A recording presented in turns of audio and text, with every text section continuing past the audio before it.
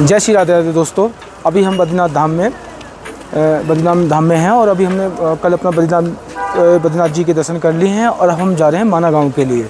और माना गाँव यहाँ से है ना 3-4 किलोमीटर की ही दूरी पे है, ज़्यादा दूर नहीं है। तो अपनी ही गाड़ी से वहाँ जाएंगे और आपको दिखाते हैं बीच बीच में क्या है और कैसे व्यू हैं वो आपको दिखाता हूँ, ठीक है ना। तो आओ, तो बने रहिए रवि के रास्ते। दोस्तों अब ये जो देख रहे हो देखो, ये माना गाँव के लिए बोर्ड लगा हुआ है राइट के लिए, और लेफ्ट में है बद्रीनाथ जी का मंदिर। इसके पीछे आप ये जो सामने वो देख रहे हैं ना, होल से बने हुए पीले पीले, उनके पीछे बद्रीनाथ जी का मंदिर है। और अब हम चल दिए माना गाँव के लिए। और देखो माना गाँव जाते वक्त ना बीच बीच में होटल भी हैं काफ़ी सारे यहाँ।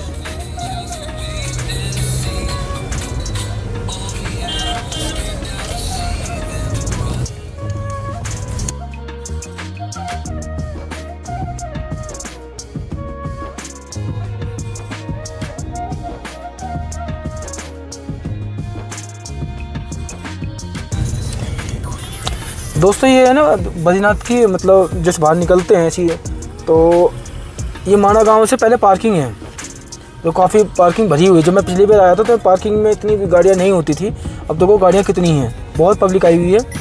और जो माना गांव की जो मेन पार्किंग है वो बहुत आगे है अभी, और हमें अभी और आगे जाना है।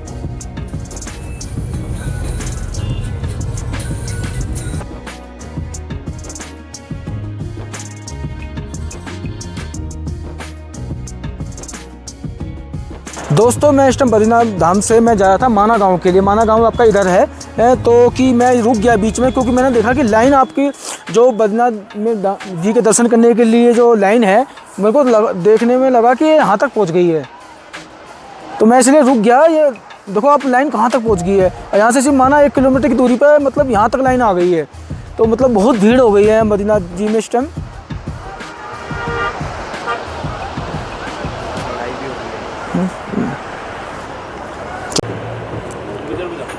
दोस्तों आप देख रहे हो इस टाइम माना गांव के नज़ारे, ऊंचे ऊंचे पहाड़, हरियाली घास से भरे हुए, कितना सुंदर नज़ारा देखो, बहती हुई नदी।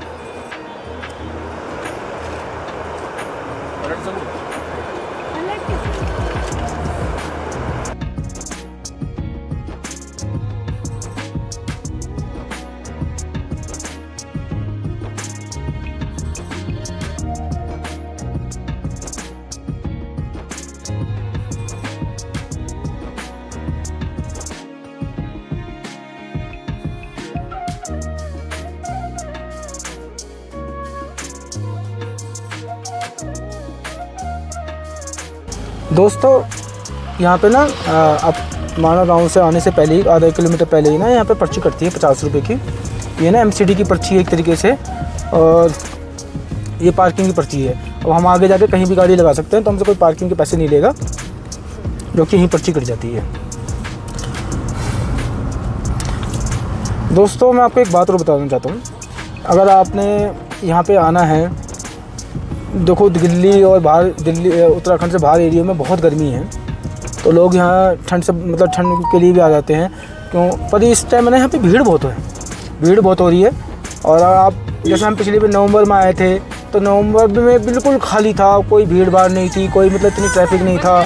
इस बार इतना ट्रैफिक भी है, भीड़ भी है, होटल भी, बच्चों की छुट्टियाँ भी पड़ गई हैं, तो लोग बहुत आ रहे हैं यहाँ पर, तो टूरिस्ट बहुत हो गया है यहाँ पर, और बहुत गाड़ियाँ लगी हैं पीछे हैं। तो अगर आपने वैसे माना या बद्रीनाथ जी के दर्शन करने के लिए आना है, तो जो बेस्ट टाइम है वो सितंबर-अक्टूबर में ही है। नवंबर जो आपको खाली समय मतलब अच्छी तरीके से दर्शन हो जाएं और अच्छे होटल मिल जाए तरीके से। अभी क्या है, इतना ट्रैफिक हो गया है, इतनी पब्लिक हो गई है कि होटल भी खाली नहीं है, लाइनें भी इतनी दूर 2.5-3 किलोमीटर की लाइनें लग रही हैं। तो बहुत सारी चीज़ें हैं। अगर बद्रीनाथ जी के मतलब अच्छी तरीके से घूमना है, तो वो समय सितंबर, अक्टूबर, नवंबर का ही है मेरे हिसाब से। तो अभी ना बहुत भीड़ हो गई है। तो हम माना गांव पहुंच गए हैं। देखो ये बोर्ड भी दिख गया होगा आपको, देखो बोर्ड लगा हुआ है माना गांव का।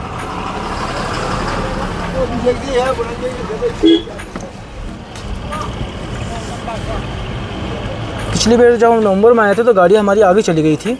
देखते हैं गाड़ी आगे जा रही है, क्या हो रहा है। दोस्तों हमने माणा गांव का बोर्ड देखा और हम माणा गांव के अंदर आ चुके हैं एक तरीके से।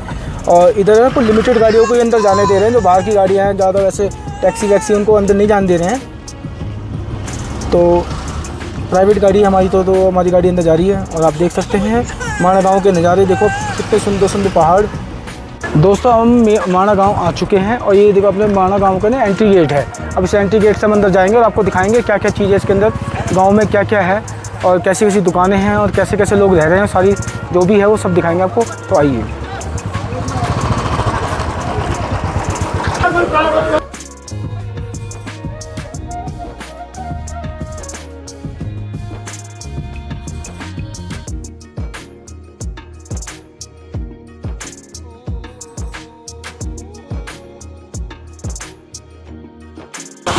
यहाँ पे गरम कपड़े की भी सुविधा है, तो वो गर्म कपड़े भी मिल रहे हैं यहाँ पे। अगर कोई वैसी आ जाए और ना पता लगे कि ठंड नहीं ज़्यादा है तो अपना यहाँ से ले सकता है।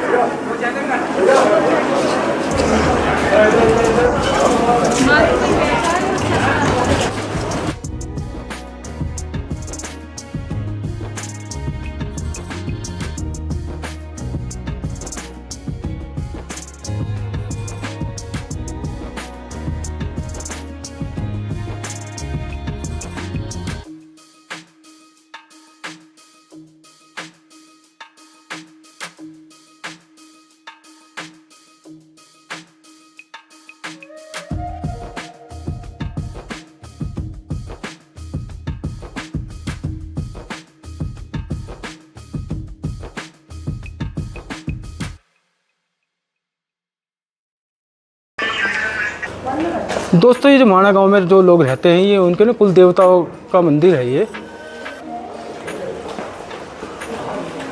दोस्तों छोटी छोटी गलियां बनी हुई हैं। एक हम बिल्कुल बीच गांव से आ रहे हैं और दो रास्ते हैं ऊपर से, एक जाने के लिए आगे भूम पुल के लिए, एक ऊपर से जा रहा है वो, और हम जा रहे हैं बीच गांव से। तो कोई खेती हो रही है। अब माणा गांव की खूबसूरती देखो। दोस्तों जब मैं पिछली बार आया था ना यहाँ पे तो बहुत भीड़ कम थी, क्योंकि वो आधा गांव मतलब खाली करके जा चुका था नीचे की साइड, क्योंकि ना 6 महीने के लिए बंद हो जाता है, क्योंकि यहाँ पे बहुत सारी बर्फबारी हो जाती है। तो गांव सारा खाली होकर ना नीचे चला जाता है, जो सीमेंट के आसपास या 2-4 गांव हैं उधर चले जाते हैं।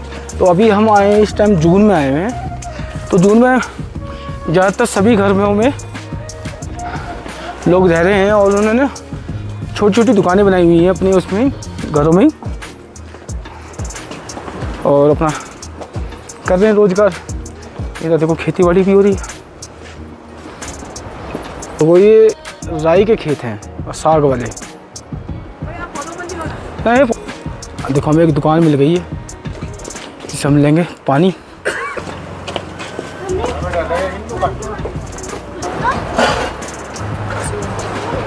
देखो दोस्तों ये देखो एक लेडीज बैठी हैं और देखो अपना एक काम कर रही हैं, बुनाई कर रही हैं। देखो बुनाई कर रही हैं, स्वेटर बुन रही हैं। करीब उम्र इनकी मेरे को लगता है 75 साल के आसपास होगी।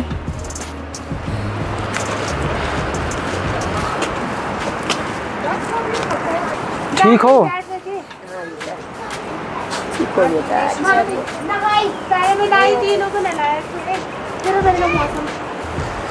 ठंड नहीं लगेगा। ये बिना देखे कर रही हूँ। दोस्तों माणा गांव में हमें एक माताजी मिली हैं और ये बहुत बुजुर्ग हैं, और ये देखो अपने हाथ से ना ये बनाती हैं अपना कैप और जुराब बच्चों के, और हाथ से बुन रही थी अभी थोड़ी देर पहले मैंने देखा इनको। तो अब हमने इनसे लिया है कुछ, और देखो परी के सर पे लगाया हुआ है, परी के लिए लिया हमने 100 रुपये का, और इनसे बच्चों के जुराब लिए हैं।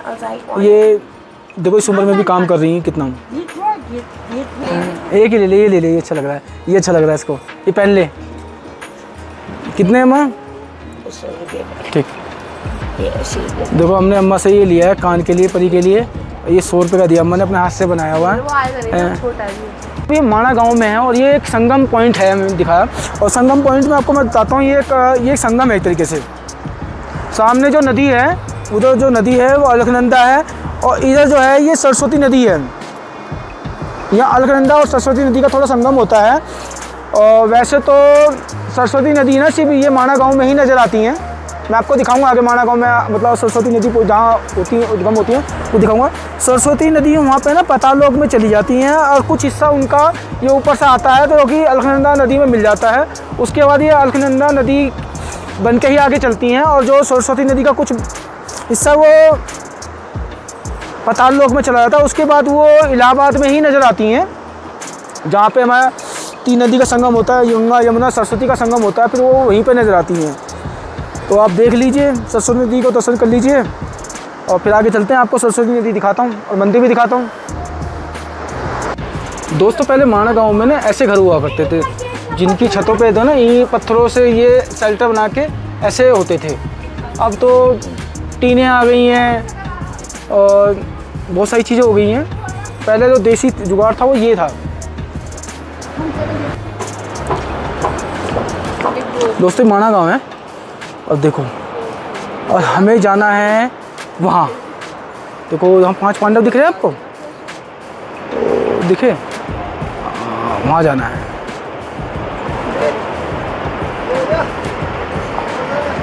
और वहाँ पे चाय मिलती है प्रथम गांव की, वो पियेंगे।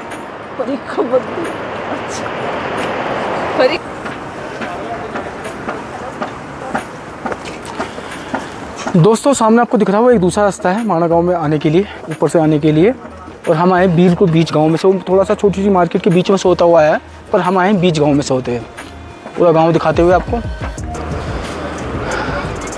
दोस्तों देखिए एक होम स्टे भी बना हुआ है यहाँ पे, और इन्होंने छोटी छोटी यहाँ पे खेती बाड़ी भी की हुई है, जो खेती बाड़ी की हुई है। दोस्तों पहाड़ों की ज़िंदगी आसान नहीं होती है। जो पहाड़ों में रहते हैं बड़े मेहनती होते हैं, क्योंकि यहाँ पे देखो रहना और यहाँ पे बहुत सारी चीज़ें हैं, घर वर बनाना बहुत मुश्किल है, क्योंकि देखो नीचे से सामान लाना बहुत मुश्किल होता है। देखो यहाँ पे एक सीमेंट का कट्टा भी लाने के लिए देखो पूरा घोड़े का ही सहारा लेना पड़ता है। और ये माना गाँव बहुत ऊंचाई पे भी है, बड़ी हिम्मत है इनकी। चलो चलते हैं हम आगे। गांव बहुत सुंदर है, जगह है माना गांव नाम का गांव। वैसे तो बहुत सुंदर, छोटे छोटे प्यारे प्यारे घर हैं। लोगों ने देखो छोटी छोटी आकृतियाँ बनाई हुई हैं अपने घरों के आसपास। ये देखो,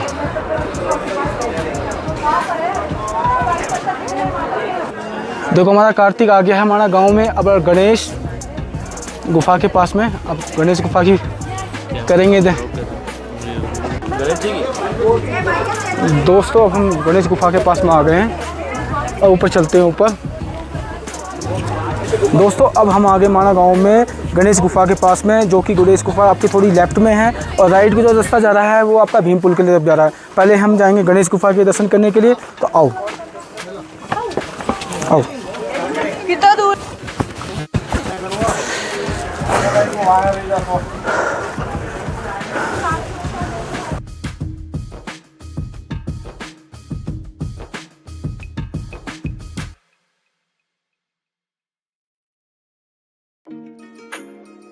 दोस्तों ये गणेश गुफा है माना गांव में, और ये वही स्थान है जहाँ पे गणेश भगवान ने महाभारत की रचना की थी, जो कि वेद व्यास जी के कहने पे ये रचना की थी। होल्ड करिए। के कहने पे, वेद व्यास जी के कहने पे ही गणेश भगवान ने महाभारत की रचना की थी। एक तरीके से मतलब जो महाभारत लिखी गई थी वो गणेश जी ने लिखी थी, और वो इस गुफा में बैठ के लिखी थी। और यहाँ पे ना सरस्वती जी का उद्गम है यहाँ पे, तो सरस्वती का बहुत शोर आ रहा था, तो शोर के लिए तो गणेश जी बहुत ही मतलब वो हो रहे थे, मतलब बहुत शोर आ रहा था तो लिख नहीं पा रहे थे, सुनाई मतलब जो वेद व्यास जी बोल रहे थे तो उनको लिखने में दिक्कत होती थी। तो यहाँ पे ना वेद व्यास जी ने सरस्वती नदी जी को श्राप दे दिया कि आप यहाँ से पाताल लोक में चली जाएंगे, फिर वो आप आगे जाके कहीं निकलेंगे, इलाहाबाद में या कहीं भी निकलेंगे। ये वही स्थान है। दोस्तों गणेश गुफा से ऊपर आने के लिए, भीम पुल तक जाने के लिए 2 रास्ते हैं। एक वेद व्यास जी की गुफा होते हुए जाता है और एक जाता है नीचे से। नीचे वाला जो रास्ता है वो ढलाई वाला रास्ता है, उस पर इतनी चढ़ाई नहीं है, और जो वेद व्यास जी के तरफ से होके जाते हैं उस पर चढ़ाई है, तो उस पर काफ़ी चढ़ाई है।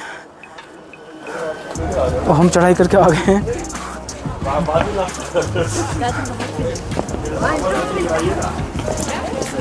मौसम ठीक है ना, इसलिए दिक्कत नहीं हो रही है।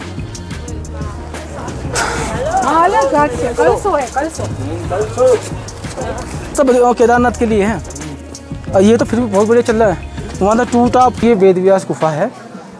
ये वही स्थान है जहाँ पे वेद व्यास जी ने महाभारत की रचना की थी और यहीं इसी स्थान से नीचे 200 मीटर की दूरी पे आपका गणेश गुफा है जहाँ पे गणेश भगवान ने वो लिखी थी।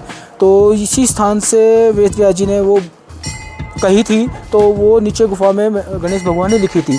तो इसमें क्या था कि बीच में ना यहाँ पे सरस्वती जी का उद्गम स्थान है, जो कि यहाँ पे सरस्वती जी बहुत शोरगुल से बहुत शोर करती हुई बहती थी, जिसकी वजह से यहाँ पे वेद व्यास जी नाराज़ हो गए, जिस वजह से उनको श्राप दे दिया गया कि आप इसी स्थान से उद्गम हुई हैं और आप इसी स्थान से ही पातालोक में चली जाएंगी। और क्योंकि वो काफ़ी नाराज़ हो गए, लिख नहीं पा रहे थे, तो मैं आपको वो भी स्थान दिखाऊँगा आगे। वो सरस्वती नदी का जो उद्गम स्थान है, आप अभी चलेंगे आपको लेके, तो आप ठीक है। अब दोस्तों, हमने वेद व्यास जी गुफा के दर्शन करने के बाद हम उधर से ही दूसरे रास्ते से अब हम भीम पुल के लिए आ रहे हैं। अब हमें जाना है, देखो वहाँ आपको देखो 5 पांडव दिख रहे हैं, वहाँ पे दिख रहे हैं, वहीं पे जाना है। वहीं पे भीम पुल है और वो लास्ट में माना गाँव है, लास्ट जो हम भारत की प्रथम चाय पियेंगे वहाँ पे। तो चलिए।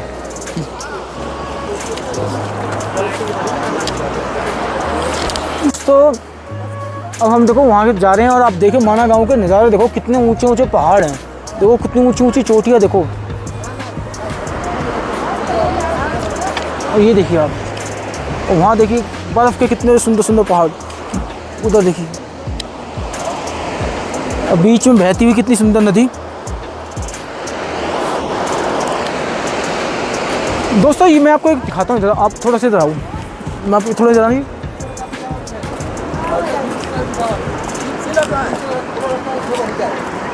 दोस्तों, वो देखो रास्ता दिख रहा है आपको क्या?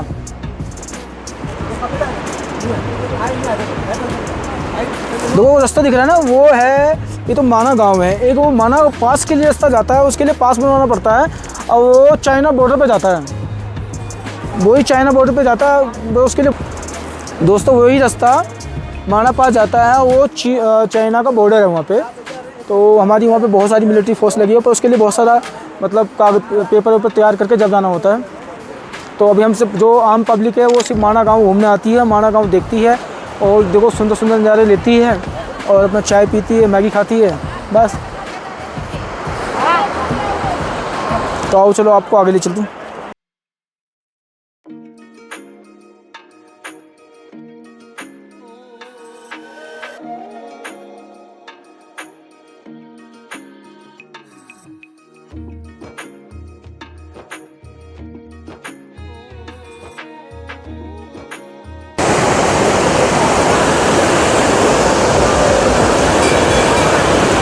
सरस्वती नदी का ये उद्गम स्थान है। ये सरस्वती नदी यहीं से निकलती है माना गांव से और यह यहीं से ही पाताललोक पे चली जाती हैं। और ये आप देख सकते हैं सरस्वती नदी का मंदिर, सरस्वती जी का मंदिर भी बना हुआ है, नया। और ये वही स्थान है जहाँ से इस माना गांव से होते हुए 5 पांडव स्वर्ग के लिए गए थे। तो इस नदी को पार करने के लिए एक पहाड़ की बहुत बड़ी चट्टान एक इस पुल को पार करने के लिए इस पुल के मतलब नदी के ऊपर रखी गई थी, जिस पे से वो ऊपर से होकर वो स्वर्ग के रास्ते गए। तो जो जिस स्थान पर मैं खड़ा हूँ ये भीम पुल बोलते हैं उसको, जब से इसका नाम भीम पुल पड़ गया है। दोस्तों, ये जो चट्टान आप देख रहे हो ये बीच में, ये भीम पुल है। ये भीम जी ने ही इस नदी के ऊपर, सरस्वती नदी के ऊपर ये बीच में रखा था। तो जिसमें क्या द्रौपदी जी को नदी पार करने में मुश्किल हो रही थी, तो जिस वजह से उन्होंने एक चट्टान का टुकड़ा भीम जी ने इस नदी के ऊपर रख दिया, जिस पे से द्रौपदी जी इस पे से पार करके स्वर्ग के रास्ते के लिए गई थी। तो जब से इस पुल का मतलब इस चट्टान का जैसे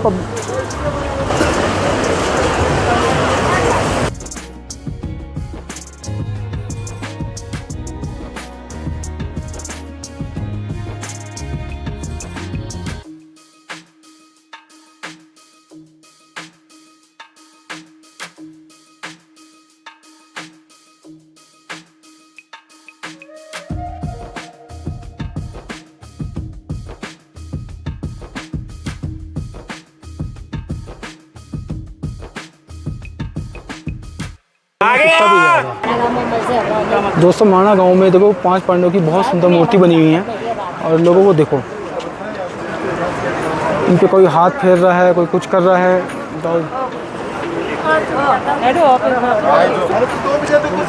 दोस्तों हम माना गांव में काफ़ी ऊंचाई पे आ गए हैं और यहाँ पे हम आ गए हैं प्रथम चाय पीने के लिए। तो मैं आपको पहले पूरा गांव दिखा दूँ। यहाँ पे देखो जो गांव है आपका ये है, जो सामने दिख रहा है ना ये सारा, यही माना गांव है। इसमें ही जनजाति जो भी लोग रहते हैं, जो भी हैं वो इसी गांव में रहते हैं।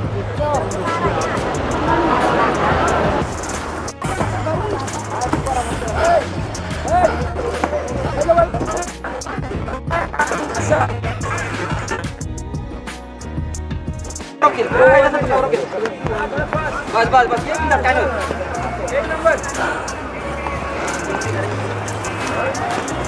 दोस्तों अब हम पहुंच गए हैं भारत की प्रथम गांव में और प्रथम गांव की सबसे ऊंची चोटी पे पहुंच गए चाय पीने के लिए। देखो फर्स्ट शॉप ऑफ इंडिया लिखा हुआ माना में, और हम आए हैं माना गांव होते हुए और भीम पुल होते हुए सबसे ऊपर आ चुके हैं। और ये देखो आपको ये प्रथम चाय की दुकान भी दिख रही होगी और आपको यहाँ के नज़ारे दिखाता हूँ बहुत सुंदर। आप देखिए ऊंचे ऊंचे पहाड़, उधर देखिए आप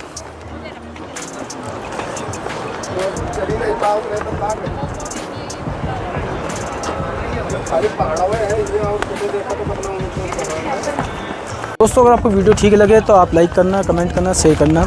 तो बने रहिए रवि के रास्ते यूट्यूब चैनल पे। बद्रीनाथ धाम से लेके माना गांव की पूरी यात्रा करी एक तरीके की, और जो कि बीच बीच में जो भी आपको गणेश गुफा, वेद व्यास जी और जो भीम पुल और जो 5 पांडवों के दर्शन जो भी है, और जो भारत के प्रथम गांव की सबसे ऊंची जो मतलब बहुत ऊंचाई पे जो चाय मिलती है वो भी आए पीने के लिए, और वो भी हम आपको दिखा रहे हैं, सारे वीडियो में दिखाएंगे। तो आपको वीडियो अच्छी लगे तो लाइक कर देना, कमेंट कर देना, शेयर कर देना। और हमारे यूट्यूब चैनल का नाम है रवि के रास्ते यूट्यूब चैनल, जो लगे सही कर देना, कोई बात नहीं। जय हिंद, जय भारत।